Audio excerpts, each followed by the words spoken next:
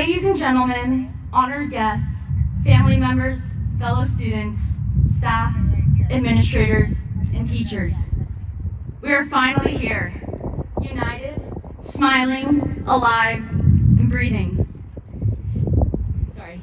This year has indeed reminded us of how invaluable our health and human connection truly are.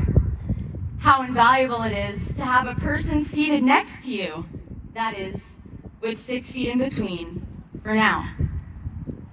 We never expected to value these basic elements of human life. For so long, we have measured value on the yardstick of achievements.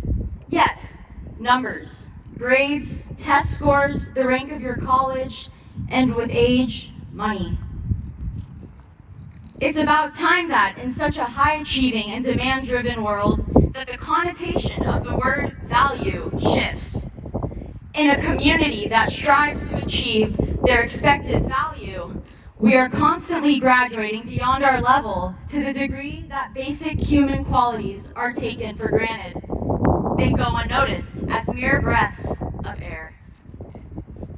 Now, as these breaths of air remind us of how fortunate we are to be here, I want to remind you of the significance packaged with graduating at this pivotal time. 2020, we are the class of vision. No, not just vision, but 2020 perfect vision. How fitting. We are living witness to an era ravaged by social and public health crises where COVID-19 forced a ubiquitous reset. 2020 seemed like the perfect year, didn't it? The pinnacle of our high school careers, a culmination of our academic and extracurricular achievements. No one expected our daily lives to be so radically transformed. No one expected this new normal. This class will not go down as the unfortunate. We may have missed out on the last portion of our senior year, but we gained time to mature and we gained time to grow. Isn't this what it means to graduate? Forging ahead in the face of adversity, a rite of passage to realize personal responsibility.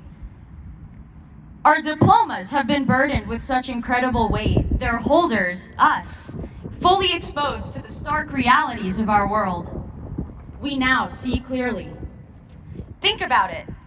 Our clear vision of the world has summoned us to seize this moment as leaders, to seize the reins of revolution and ride along the path that we've pioneered. I, personally, was raised on the Jewish tenet of tikkun olam, or repairing the world for the collective good. Since childhood, I've dreamed of combating the indifference and injustice that plagues our planet. My profound study of history has taught me that revolutionary change is the hardest to foster, and my adventures through adolescence have made me realize why.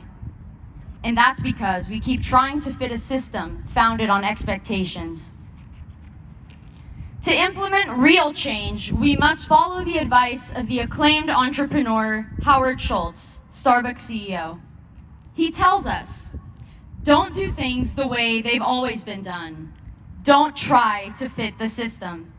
If you do what's expected of you, you'll never accomplish more than others expect. In today's society, we equate success to value. Success, however, is not an objective measure, but a personal perception objectified by external expectations. Success and achievement do not denote personal value. My high school experience led me to understand that value stems from culture and character and from passion and purpose.